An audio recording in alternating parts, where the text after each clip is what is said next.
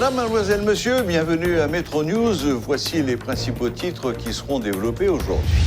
Bonne nouvelle pour les automobilistes. Les prix des produits pétroliers sont révisés à la baisse. La gasoline et le diesel ont perdu respectivement 23 et 5 gourdes à la pompe. Le prix du kérosène reste inchangé à 173 gourdes. Des étudiants de l'UEH étaient dans les rues ce mercredi 7 octobre pour la 3e journée consécutive. Ils protestaient de manière violente contre l'assassinat de leur camarade Grégory Saint-Hilaire. Ils en ont profité pour lancer une nouvelle opération baptisée Fantôme UEH. Le président Jovenel Moïse et des membres de l'opposition pourraient entamer des discussions très bientôt. L'annonce en a été faite par l'ambassadeur des États-Unis à l'ONU, Kelly Craft.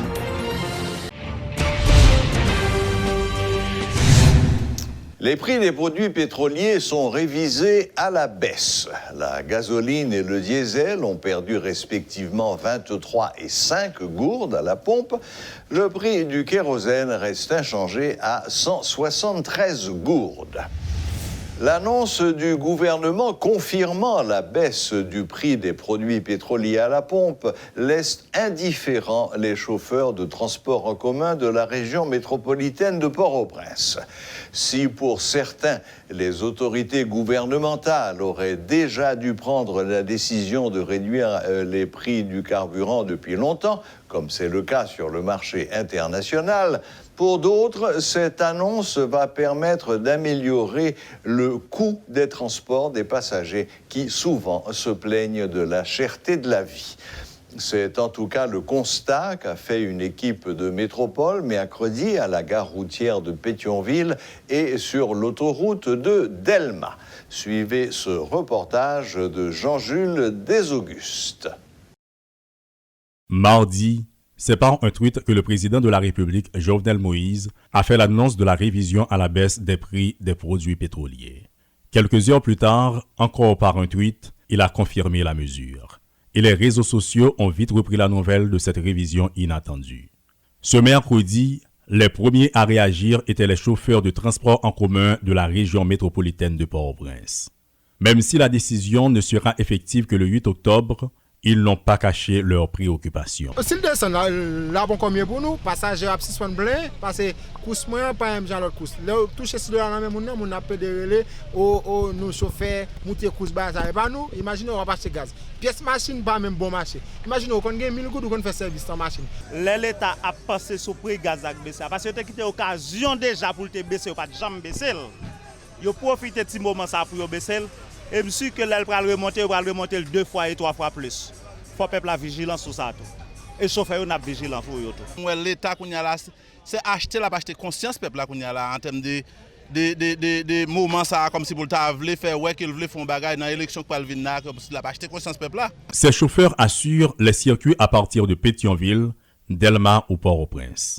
Ils sont pères de famille et conscients du caractère transversal des prix du carburant et surtout de leur influence sur ceux des produits de première nécessité, des biens et services fournis par les entreprises. Oui, ils disent un gros bail pour moi parce que moi-même, tout le monde à l'école. Mais ça, tout le monde capote 6 personnes. Puis il a diminué tout. En fonction des quantités de retirage, je me suppose que si l'État lui-même l'a fait travail, immédiatement que l'hiver baisse. Là, sous gaz, sous carburant, il suppose fixer prix couchot pour éviter altercation chauffeur et passagers. Comme Donald Trump, c'est à partir de son compte Twitter que le président de la République, Jovenel Moïse, gère désormais les affaires de la République. Du constat de la caducité du Parlement en janvier dernier à l'annonce de la révision à la baisse du prix des produits pétroliers, les annonces se suivent, toutes plus importantes les unes que les autres. C'est à croire que s'il suffisait d'un tweet pour mettre fin à l'insécurité, le président le ferait publier depuis longtemps pour rétablir l'ordre et la paix dans la cité. Les étudiants de l'UEH étaient dans les rues ce mercredi 7 octobre pour la 3e journée de protestation consécutive contre l'assassinat de leur camarade Grégory Saint-Hilaire. À Lalu, un véhicule de l'EDH a été incendié par un groupe de protestataires. Des manifestants ont fait valoir qu'ils entendent détruire des véhicules de l'État dans le cadre d'une vengeance suite à l'assassinat de leurs camarades. Les étudiants ont lancé des jets de pierre sur les véhicules, notamment au Pont-Morin et au Bois-Vernat. Des barricades avec des véhicules confisqués et des pneus enflammés ont été érigées sur plusieurs artères. À la mi-journée, il n'était plus qu'une quarantaine déterminés à poursuivre leur mouvement jusqu'à satisfaction de leurs revendications. Les étudiants s'évertuaient à empêcher les caméramans d'approcher de leur site. Les forces de l'ordre étaient plutôt discrètes à la mi-journée sur les lieux de la manifestation.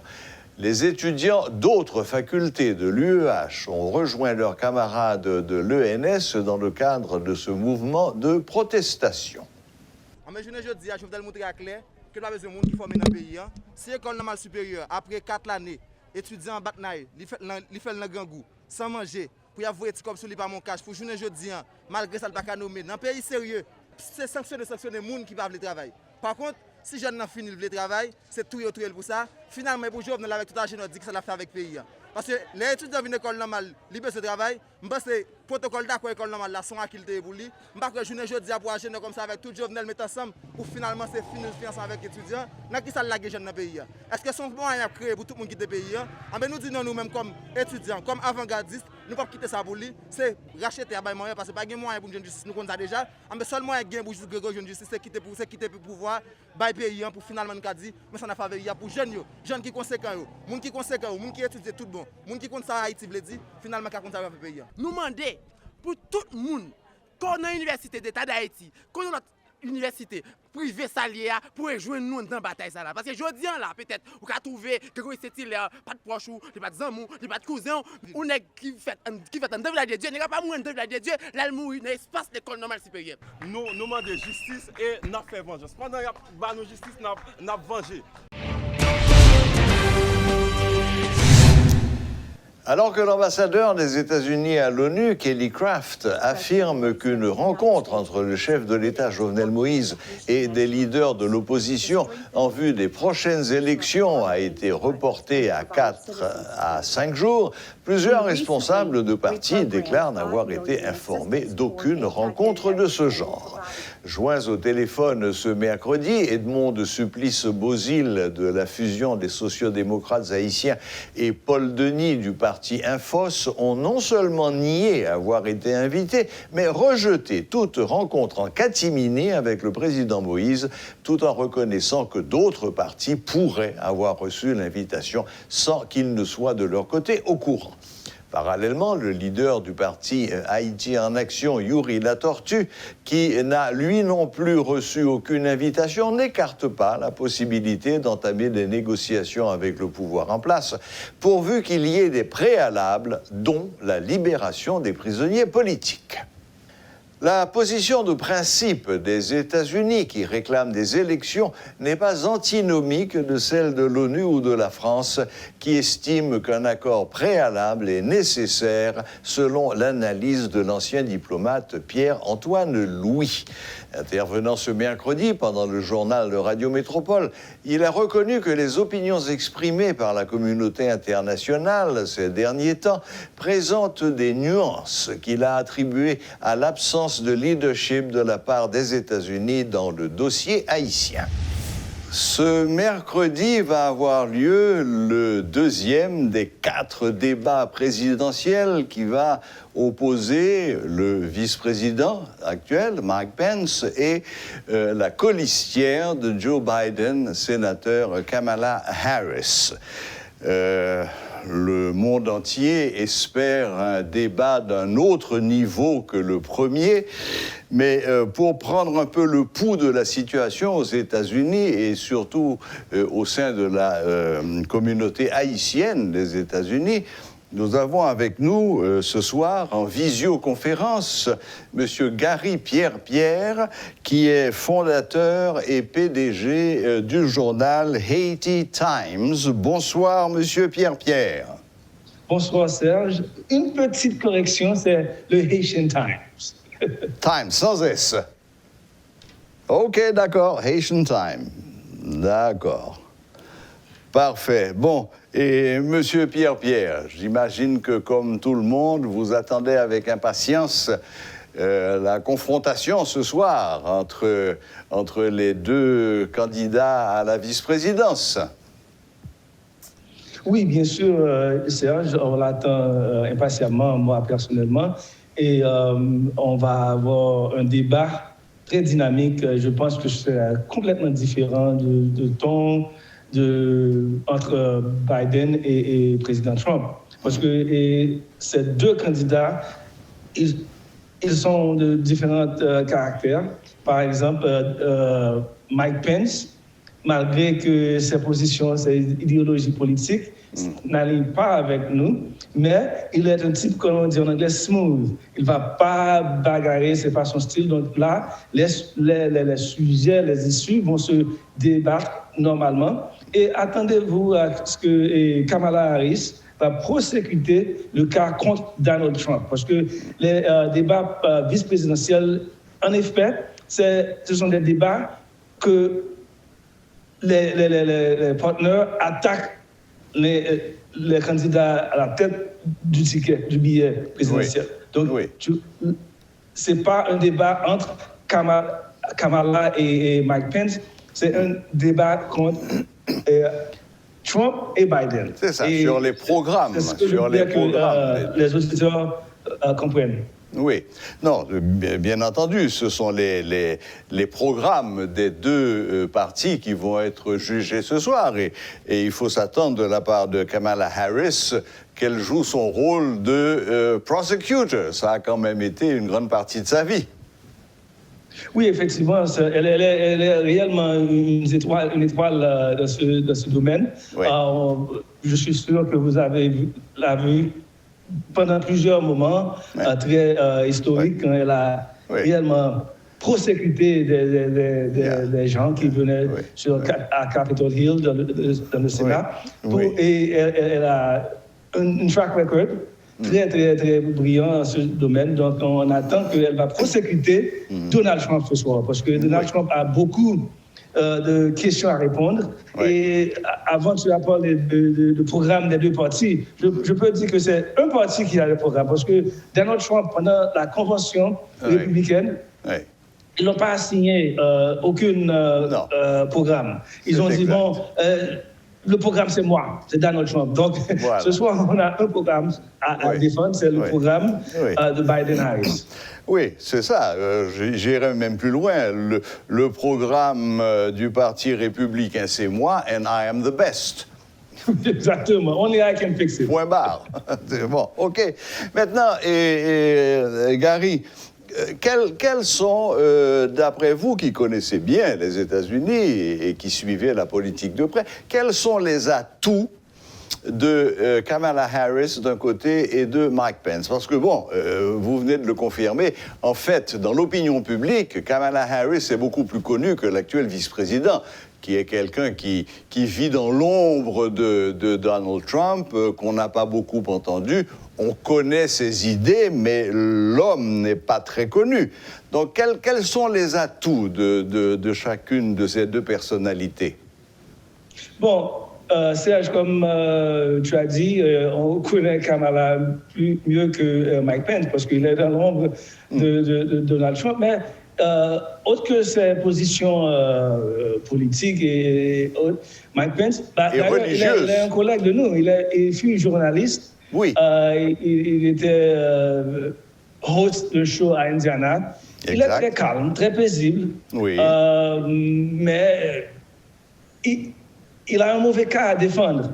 Le cas de Donald Trump n'est pas facile à défendre parce qu'ils n'ont rien fait. D'ailleurs, Mike Pence, il est à la tête d'une commission contre le Covid. que le président Trump avait créé au début du pandémie. Mais jusqu'à présent, on est toujours en house shelter.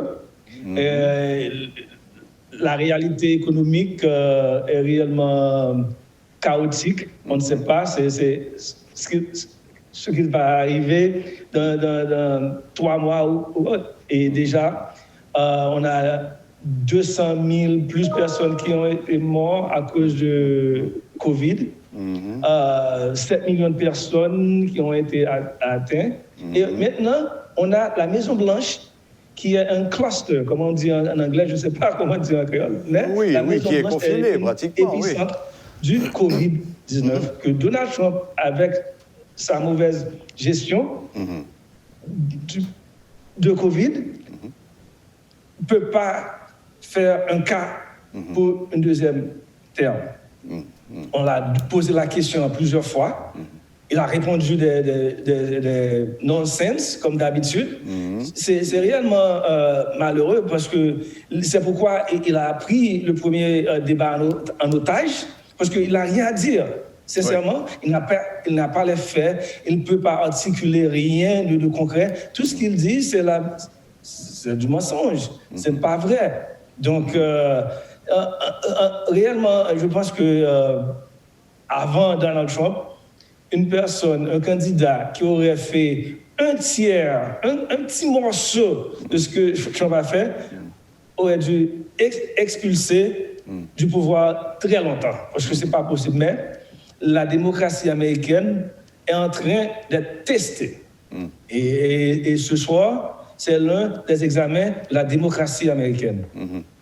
Bon, d'ailleurs, on aurait pu croire que Donald Trump, ayant lui-même été testé positif, ayant été amené d'urgence à l'hôpital, on n'a jamais su très bien, parce que les médecins ont un peu noyé le poisson, on n'a jamais su très bien la gravité de son cas. Mais dès son retour à la Maison-Blanche, de manière un peu précipitée, lundi soir, quel a été son premier geste à la télévision? Ça a été d'arracher le masque. Ce qui semblerait vouloir dire que ce monsieur n'a rien appris de l'expérience qu'il a lui-même subie. Bon, lui, comme président, il a eu les meilleurs traitements qu'une personne, c'était moi ou toi. On n'aurait pas être si chanceux. Mais quand même, il est sur ce qu'on appelle stéroïdes. Donc, la façon dont il agit, c'est l'effet, parce que là, il se sent comme Superman. Et il n'est pas toujours dans les cas. Et aujourd'hui, je viens d'apprendre qu'il était allé dans le Oval Office, ce qui est interdit, il n'aurait dû pas faire ça. Parce qu'il est supposément en quarantaine, mais quand même, c'est un autre acte, un autre geste défiant. Et bon, là, ce qu'on fait aux États-Unis, c'est qu'on attend impatiemment le 3 novembre, parce que c'est là, bon, on aurait quand même un brin de résultat. Mais pour le moment, pour l'instant, c'est prendre précaution de tout. Parce que Donald Trump doesn't care about anybody. Deux autres choses très rapidement, M. Gary Pierre-Pierre. On se souvient, pendant la campagne présidentielle, M. Trump s'était rendu à Little Haiti, à Miami, et son message avait été « I will be your champion ». Je serai votre champion. Bon. On a vu le résultat, surtout de la manière dont il a traité Haïti et du nom d'oiseau qu'il l'a affublé. BS. Bon, très bien. Maintenant, ça a été au tour de Joe Biden. Comment s'est passée la visite de Joe Biden, qui a été très courte? Je crois qu'il s'est adressé 7 minutes seulement. Non, c'était pas très court. Non, mais le discours, ça a été de 7 minutes. Bon, quand même, il a participé dans les danses folkloriques haïtiennes. Oui, toute bagaille, oui. Il a fait, parce qu'il faut imaginer que son calendrier est rempli. Bien donc, sûr. Le fait qu'il a pris le temps de passer à Little Haiti, ça veut dire l'influence de la communauté haïtienne en Floride et la communauté haïtienne en général aux États-Unis. Il a dit lui-même carrément que les Haïtiens peuvent donner le coup de grâce à Donald Trump parce que la Floride, c'est ce qu'on appelle battleground state. C'est une bataille énorme entre les deux parties. Et la communauté haïtienne peut faire la différence. C'est pourquoi il a pris le temps de passer. La chose que Hillary Clinton n'avait pas fait la dernière fois, et ça lui a coûté beaucoup. C'est vrai. Quelle est la tendance dans la communauté haïtienne? Est-ce qu'elle est plutôt du côté de Biden ou plutôt du côté de Trump, ou bien est-ce que c'est 50-50? Non, les fous sont du côté de Trump. Parce que franchement, il y en a, bien sûr, il y a Haitians for Trump, mais ce sont ce qu'on appelle les fringe group, far-right group. Les gens, peut-être, s'ils étaient en Haïti, ils seront fait partie des tontons Macoutes. Ce sont des gens comme ça. Franchement, je n'exagère pas. Parce que être républicain, c'est acceptable. Être Trump, c'est pas acceptable. Trump, c'est vulgaire, c'est déplorable. Oui, d'accord. C'est pas une partie politique, c'est pas une idéologie politique, c'est une idéologie raciste et divisive. Oui. Donc, un Haïtien un fils de Dessalines ne peut pas supporter Trump. Oui.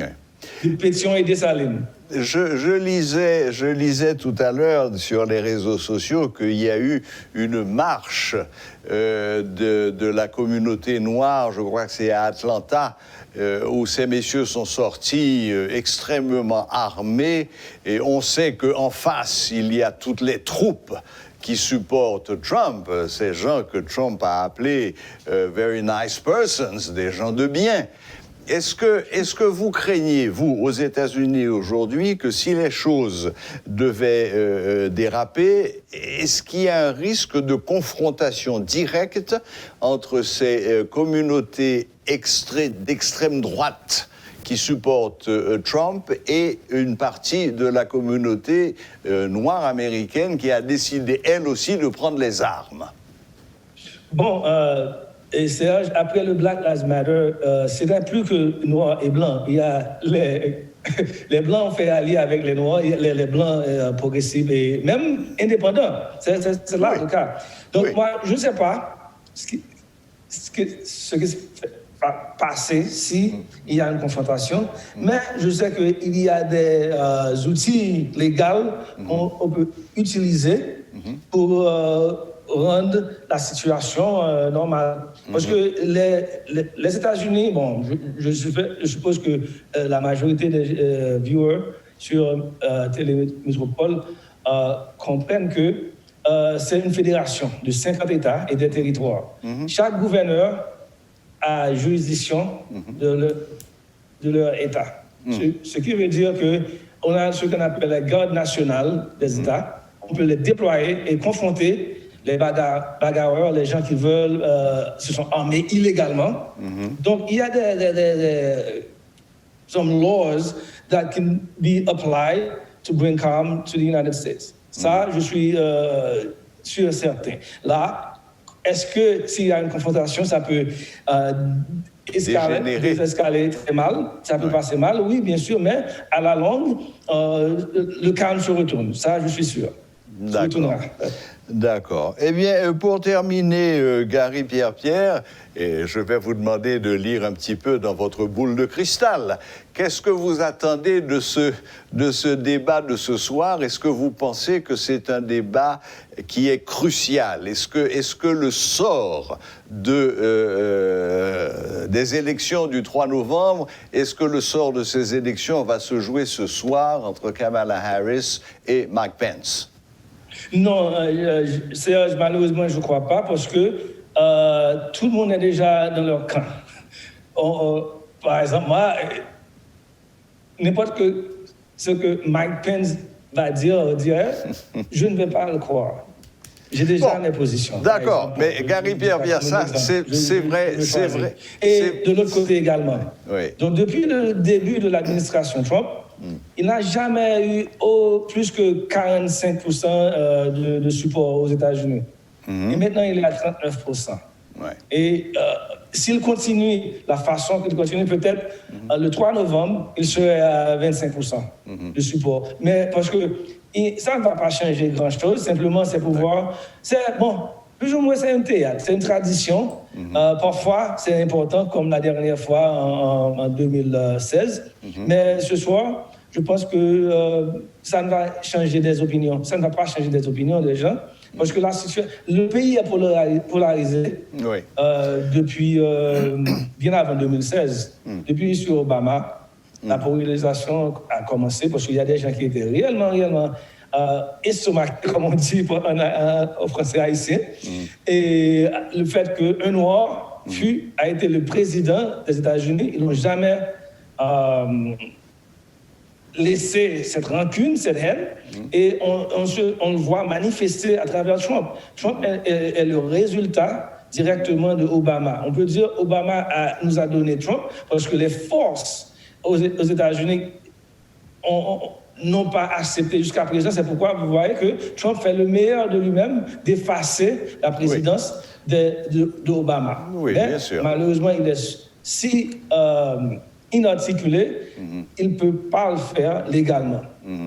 Oui, bon, Gary Pierre, ça a toujours été vrai aux États-Unis. D'abord, c'est le pays du bipartisme. Il y a deux grands partis, et puis accessoirement, il y a le parti indépendant, mais qui n'a jamais vraiment compté. Et c'est vrai que les électeurs de ces deux grands partis, quoi qu'il advienne, ils continueront à voter. Ce qui revient à dire que les élections américaines sont gagnées par cette petite frange de moins de 10% de la population, surtout dans les swing states, qui de temps en temps votent à gauche, de temps en temps votent à droite, et ça a toujours été vrai. Il faut également constater que depuis quelque temps, il y a beaucoup de défections dans le camp républicain. Il y a beaucoup de républicains convaincus qui disent, bon, il y en a marre, assez, enough is enough, et qui ont déclaré ouvertement qu'ils ne voteraient pas pour Trump, ce qui explique qu'on est passé de 45% à 30 et fractions de pourcents de satisfaisants. OK, bon, il n'y a plus qu'à regarder. J'imagine que... Vas-y. Oui, j'imagine que, comme nous tous, vous serez devant votre poste à 9h ce soir et pendant 90 minutes. Oui, c'est un match sur 90 minutes. Oui. sans break, without any breaks. Absolument. Et sans publicité. Ce que je voudrais souligner, c'est que je crois que c'est la fin du Parti républicain. Je pense qu'ils vont... Trump a totalement éviscéré le Parti républicain. Ils doivent se regrouper et je pense qu'ils vont adopter le nom Lincoln, the Lincoln Project. Parce que maintenant, les groupes plus menacés, qui frappent Donald Trump le plus, ce sont des républicains. Oui. On les appelle the Never Trumpers, dès le début, parce qu'ils ont vu la route de Donald Trump là où il menait le parti. Donc je crois que maintenant, on n'a plus de républicains. Ce sont des Trumpism. Donc le Parti républicain, d'après moi, n'existe pas. Parce que c'est pas... j'ai des familles de côté de ma femme, ils sont républicains, mais ils ne sont pas Donald Trump. Ils ne sont pas Trumpism. Ça, c'est une autre... next level. Oui. D'accord. This is something we've never seen in mainstream American politics. On n'a jamais vu ça dans mainstream scène politique aux États-Unis, parce que ces gens-là existent depuis longtemps. On n'est pas naïfs. Mais ils n'ont jamais eu de plateforme comme maintenant. Ça, c'est là la différence. C'est ça. Oui, non seulement plateforme, mais enfin, cette fameuse phrase stay back and stand by. Qu'est-ce que ça veut dire d'autre? Il n'y a pas besoin d'être professeur d'anglais pour comprendre ce que ça veut dire. Tenez-vous prêt. Tenez-vous prêt. Prêt à quoi? Bon, enfin, Merci beaucoup, merci Gary Pierre-Pierre. Comme d'habitude, c'était une bonne discussion. Vous nous avez fait pénétrer à l'intérieur de la communauté haïtienne des États-Unis, même si vous êtes installé à New York, mais vous suivez aussi ce qui se passe à Miami et ailleurs. D'ailleurs, la communauté haïtienne de New York est extrêmement importante aussi. Oui. Donc voilà, eh bien, on va suivre ce débat ce soir, et puis demain, on fera un petit commentaire. Et de toute façon, merci de nous avoir accordé de votre temps, et surtout de nous avoir apporté vos lumières sur la question. Ok, merci Serge. Bonne fin de soirée, Gary. Je vous en prie. Voilà, c'était monsieur Gary Pierre-Pierre qui nous parlait par visioconférence depuis les États-Unis. Je rappelle que monsieur Pierre-Pierre est journaliste, il est fondateur et PDG du journal Haiti Time, et non pas Haiti Times, comme je l'ai dit tout à l'heure. La cérémonie d'inauguration d'un nouveau magasin d'articles à caractère religieux a eu lieu ce mercredi à Pétionville. Baptisée la Procure divine par ses fondateurs, cette société a pour objet la vente et la fabrication des articles à caractère religieux tels que Bible, livres, crucifix, chapelets et tous autres destinés à des activités spirituelles. Le révérend père Asnig Merlette, fondateur principal de cette entreprise, affirme que cette nouvelle structure est avant tout au service de la communauté haïtienne et invite tous les secteurs à mieux apprivoiser la spiritualité. La Procure divine lie au service de la célébration liturgique et surtout de la dévotion des chrétiens catholiques et non catholiques. Ça veut dire que nous pas là pour nous servir une catégorie, mais nous là pour nous servir tout le monde. Et là-dedans, nous avons tout ça qui a un rapport avec l'Église catholique et avec tout le monde qui est chrétien. Par exemple, on prend l'exemple des Bibles. Et la Bible, il n'y a pas seulement des Bibles catholiques. Nous avons la Bible Jérusalem, nous avons la Bible Pope, nous avons la Bible écuménique, nous avons toute qualité de Bible. Mais tous nous avons des ouvrages, on parlait d'ouvrages, on parlait de livres théologiques, on parlait de livres de prière aussi, enrichir connaissances et spirituelles et même théologiques, pourquoi pas philosophiques et sociales, parce que nous avons un pile et articles qui permettent que nous avancer, nous grandir dans ce sens-là. Et un magasin comme ça, c'est très cher. On te dit que l'important, on est là pour servir. Parler des articles religieux, qui ont un rapport avec l'église, ou bien l'organisation, ou bien la célébration et de la liturgie, ou bien la célébration liturgique, ou encore la dévotion et chrétienne, c'est des articles qui coûtaient très cher. Mais pourtant, les prix sont très abordables ici. Alors, quand même faire différence et quand vous voyagez, ou bien même monter sur et ça nous les réseaux, comment dirais-je, et Google, informer pour nous, et on a trouvé que c'est très abordable. Alors, c'est pour vous dire qu'on est là pour servir, et tout le monde, nous sûr et certain, il y a satisfait les ovina. Voilà. La boucle est bouclée. Merci de nous rester fidèles. N'oubliez pas que après Metro News, vous pourrez suivre le débat entre Kamala Harris et le vice-président Mike Pence sur la chaîne de Métropole. Voilà. À la prochaine, même heure, même chaîne.